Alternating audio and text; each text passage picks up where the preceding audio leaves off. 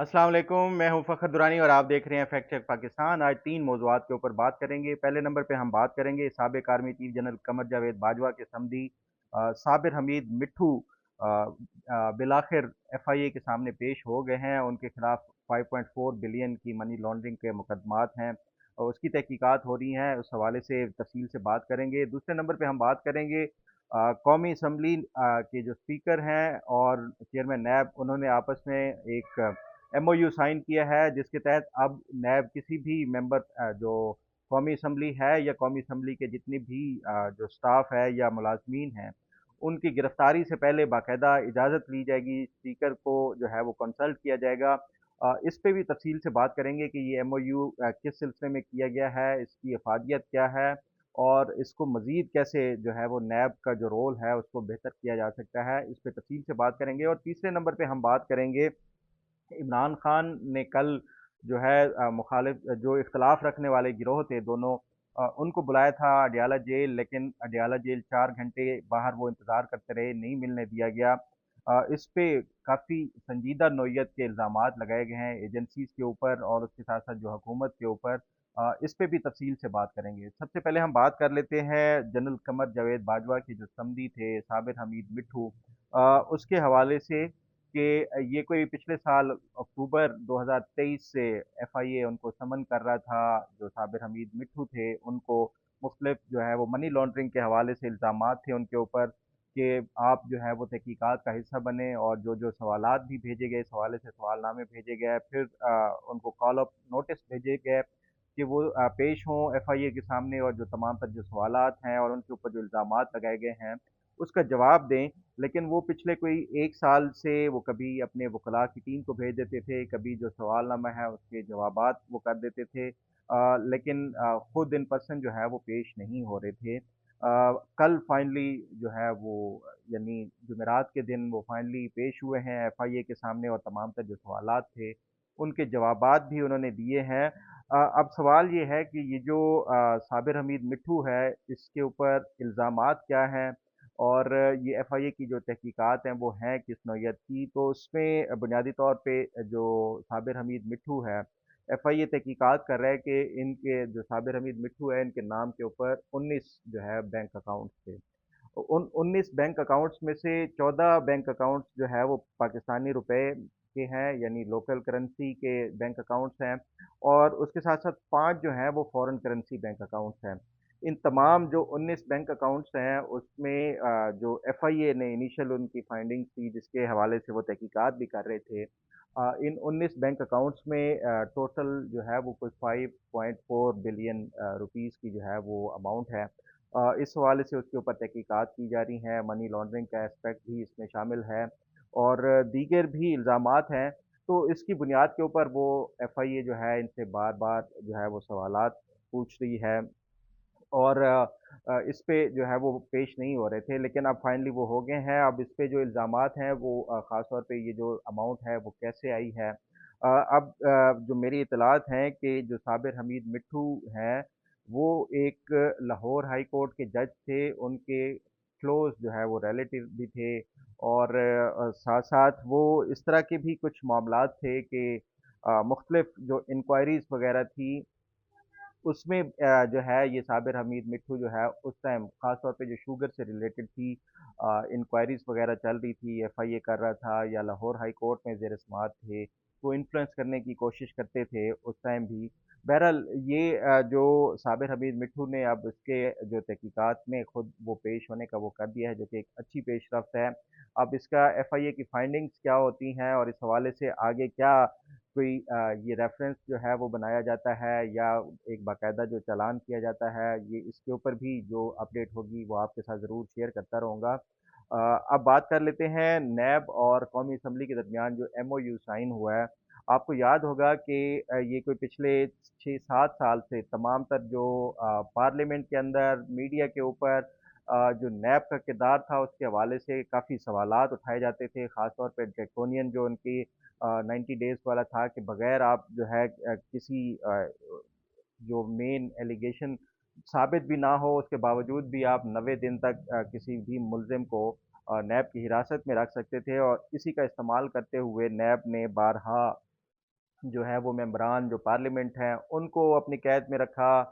उसके साथ साथ जो बिजनेस कम्युनिटी के लोग हैं उनको रखा। उसके साथ साथ मीडिया के जो ओनर्स हैं, ख़ास तौर पे अगर मैं आपको एक एग्जांपल दूं, जो जंग और जियो ग्रुप के ओनर थे मीर शकील उर रहमान, उनको अभी इंक्वायरी स्टेज भी शुरू नहीं हुई थी। अभी जो तहकीकात करनी होती है, कोई भी इल्ज़ाम लगाया जाता है प्रीलिमिनरी, उस स्टेज के ऊपर भी जो है वो नैब जो पकड़ के वो कर देता था। तो उसकी बुनियाद के ऊपर आपने देखा था पिछले 6-7 साल में नैब का इतना खौफ हो गया था कि पाकिस्तान में कोई इन्वेस्टमेंट करने के हवाले से 100 बार सोचता था।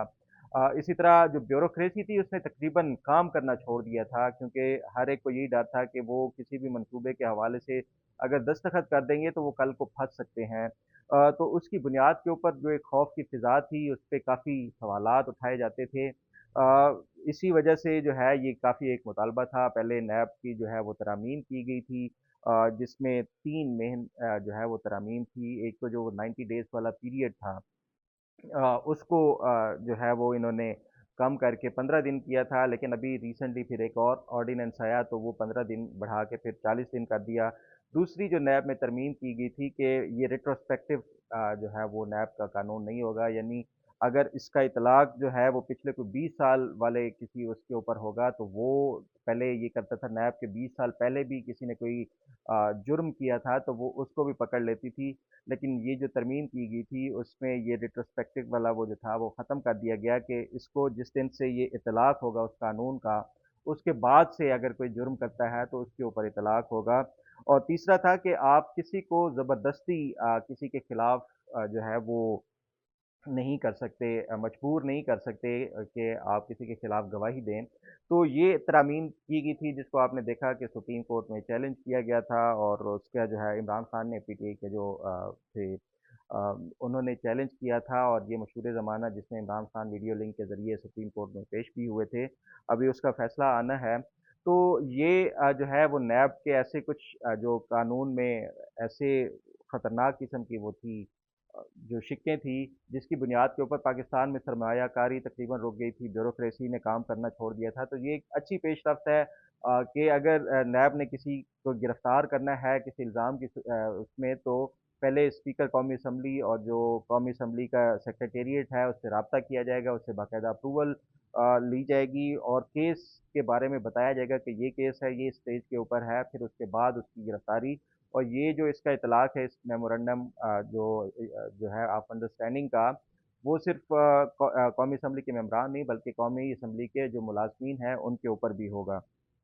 तो ये एक अच्छी पेशरफ्त है, लेकिन नैब के ये इस तरह के जो मेमोरेंडम ऑफ अंडरस्टैंडिंग है, उसका इतलाक ब्यूरोक्रेसी, उसका इतलाक जो है वो बिज़नेस कम्युनिटी के हवाले से भी होना चाहिए। इस पे जो नैब काफ़ी अरसे से काम भी कर रहा था कि ये कुछ कमेटीज़ बनाई जाएँगी, बिज़नेस से रिलेटेड होगी तो वो मुतल्लिका चैम्बर्स ऑफ कॉमर्स से होंगी, इसी तरह जो है वो ब्यूरोक्रेसी से रिलेटेड होगी। तो वो जो इस्टेब्लिशमेंट डिवीज़न और उसके साथ-साथ जो मुतल्लिका वज़ारतों के जो मुलाज़मीन के खिलाफ जिसके खिलाफ कार्रवाई होनी होगी, वो एक कमेटी बनाई जाएगी। तो ये जब तक नैब में कोई इस तरह की इस्लाहात नहीं लाई जाती, तो पाकिस्तान में सरमायाकारी करना बड़ा मुश्किल होगा, और उसके साथ-साथ जो ब्यूरोक्रेसी है, वो भी प्रॉपर्ली काम नहीं कर पाएगी। तो ये होना चाहिए, नैब का जितना भी ट्रांसपेरेंट तरीक़ाकार होगा जो तहकीकात का, तो वो ज़्यादा बेहतर है एहतसाब का जो अमल है उसके लिए। तो इसको एक आगे मज़ीद एक्सटेंड करना चाहिए जो दीगर सेक्टर हैं उसके हवाले से भी। बहरहाल इस पे मज़ीद भी कोई जो पेशरफ्त होगी वो आपके साथ ज़रूर शेयर करता रहूँगा। अब बात करते हैं, कल भी मैंने इस हवाले से बात की थी कि इमरान खान ने बुलाया था जितने भी पीटीआई के अरकान जो आपस में जिनका इख्तलाफात हैं, 2 मेन ग्रोह थे। एक जो है वो शंदाना गुलज़ार, और ये नज़रियाती किस्म के जो थे शहरयार अफरीदी और इस तरह के लोग, जिन्होंने इल्ज़ाम लगाया था कि 21 लोग तैयार बैठे हैं मुस्तफ़ी होने के लिए बतौर रुकन कौमी असम्बली के, क्योंकि जो पीटीआई को हाईजैक कर लिया गया है ऐसे लोगों की तरफ से जो मशकूक हैं, डूबियस हैं, और उसके साथ-साथ उनका कोई वो फ़ौज के टाउट्स भी हो सकते हैं। तो उसके बाद फिर हमने देखा कि ये जो है आपस एक-दूसरे के ऊपर इल्ज़ामात शिद्दत अख्तियार करते गए। जो पुराने लोग छोड़ गए थे वो भी वापस आने के लिए पर तोल रहे हैं। फवाद चौधरी के हवाले से आपने देखा है बड़ा एक्टिव हैं। اس کو رزسٹ بھی کر رہے ہیں پارٹی کے اندر سے بھی۔ تو بہرحال یہ اسی تناظر میں عمران خان نے بلایا ہوا تھا، لیکن کل جو ہے وہ 4 گھنٹے یہ لوگ انتظار کرتے رہے اڈیالہ جیل کے باہر، ان کو نہیں ملنے دیا گیا۔ پھر اس کے بعد جو ہے یہ الزام لگایا گیا، جو جنید اکبر ہیں ایک پی ٹی آئی کے ایم این اے، انہوں نے یہ الزام لگایا کہ وہ 4 گھنٹے ملنے کے لیے گئے، لیکن جو وہاں پہ کوئی مشکوک لوگ تھے انٹیلیجنس ایجنسیز کے، جن کی جو ہے نا وہ اس کے اوپر ان کو نہیں ملنے دیا گیا، اور وہ یہ اس طرح کی اگر اسٹیبلشمنٹ کرے گی تو جو ہمارے اختلاف ہیں ہم وہ ختم کر کے عمران خان کے اس میں جو ہے اپنے تمام اختلافات کو بھلا دیں گے۔ اسی طرح کے اور بھی الزامات لگائے گئے کہ جو اڈیالہ جیل کے یہ سیکیورٹی اور خاص طور پہ عمران خان سے ملاقاتوں کا جو پورا سلسلہ ہے یا سسٹم ہے، اس کو مانیٹر کیا جاتا ہے۔ آئی ایس ای کا کوئی میجر ہیں یا کرنل ہیں، اس کے ذریعے جو ہے وہ تمام تر ان کی مانیٹرنگ کی جاتی ہے کہ کس نے ملنا ہے کس نے نہیں ملنا۔ تو اس طرح کی انٹرفیئرنس ہو رہی ہے اڈیالہ جیل کے اندر، تو یہ اور پھر ساتھ ساتھ حکومت کے اوپر بھی الزامات عائد کیے گئے۔ میرا خیال ہے کہ اگر اس حوالے سے حکومت کو بھی کوئی ٹرانسپیرنسی شو کرانی چاہیے، اور جو ملاقات ایک کسی قیدی کا جو ہے وہ ایک رائٹ ہے، وہ اس کو انشور کرائیں کہ ملاقات ہونی چاہیے۔ جو ان کے ایک پارٹی کے سربراہ ہیں، اگر وہ کسی سے ملنا چاہتے ہیں تو وہ ملنے کی اجازت دینی چاہیے۔ اس پہ بھی جو ہے وہ مزید اگر کوئی جو بھی پیش رفت ہوگی انشاءاللہ آپ کے ساتھ وہ بھی شیئر کرتا رہوں گا۔ امید ہے آپ کو آج کا پروگرام بھی پسند آئے گا۔ اللہ تعالیٰ آپ کا حامی و ناصر ہو۔ اللہ حافظ۔